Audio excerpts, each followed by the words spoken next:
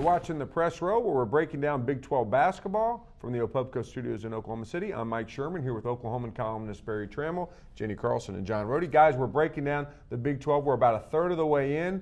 John, what's the biggest surprise right now for you in the Big 12? Well, I would say K-State, even with the Oklahoma State loss at home, they're just better than I thought they could be. And that was a big win. They won Tuesday night in Baylor, Jenny, because it was going south after the OSU loss at home in the same week that they beat Texas.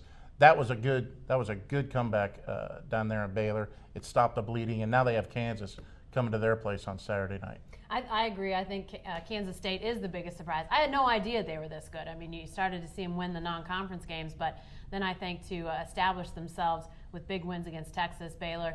I think another nice surprise that doesn't trump K-State in my mind, but is Baylor. I think Baylor's been pretty darn good. Epi Udo, a guy that we know from Edmond Santa Fe, has been a big part of that. I think Baylor's been a pleasant surprise too in conference play. Well, if you take just the conference play, I'm going to say Oklahoma State, because I think K-State does a great win in Waco, but it's countered by the loss at home to the Cowboys.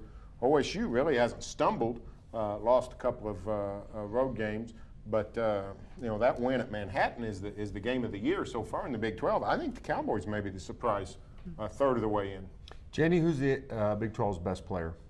That's I really thought long and hard about this, because I think it really is a great debate when you look at guys like Sharon Collins, really talented point guard, Cole Aldrich, one of those true sort of big men. But for me, if I had to pick, I think I'd go with Damian James, the big man down at Texas. He's obviously not a traditional center, but he plays with a toughness and a mentality that I think some Texas teams have lacked. So I really like Damian James. He's a seasoned fourth-year guy.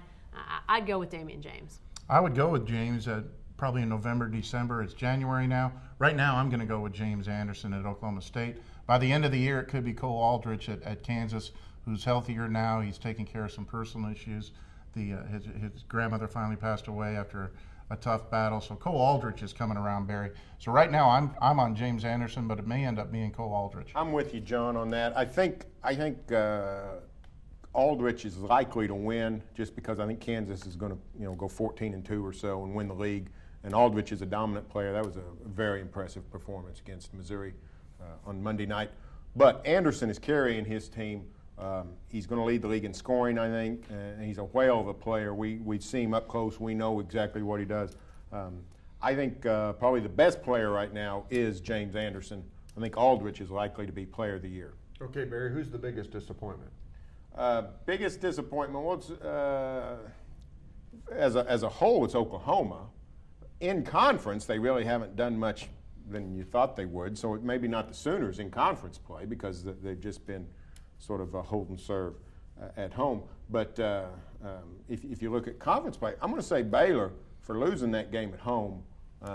Well, they really had a chance, I thought, to really step up. But when you go losing at home and you don't make it up anywhere, which they haven't. K-State stumbled at home, made it up in Waco. Baylor, they played very well, routed the Sooners, beat Oklahoma State, solid win.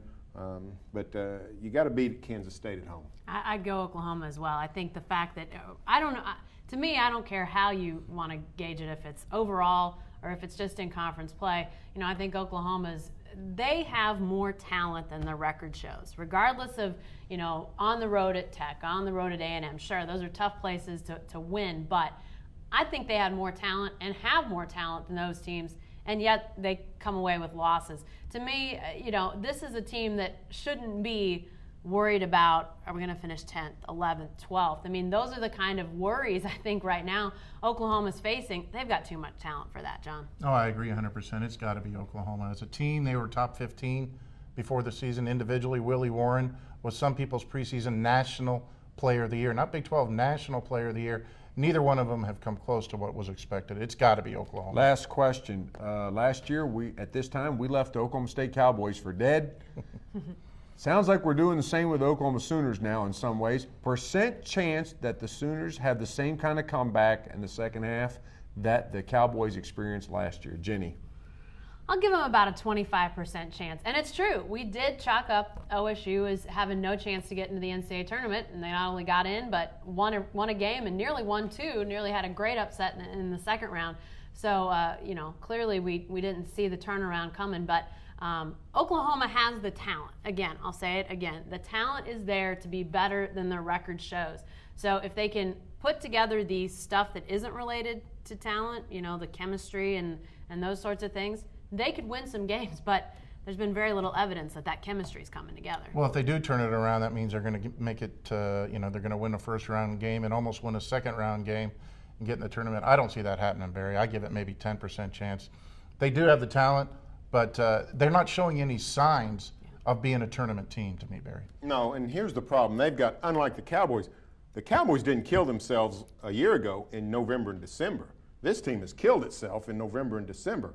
So, they have to have a phenomenal Big 12 record. They're going to have to go 10-6 to make the NCAA tournament. I don't see them going 10-6. So, even if they have an OSU turnaround and get to 8-8 or 9-7, they're still not making the big dance because of that awful non-conference performance. Thanks, guys. That's all for this edition of the Press Row, but you can stay with the best coverage team anywhere, every day at News OK and every morning in the Oklahoma.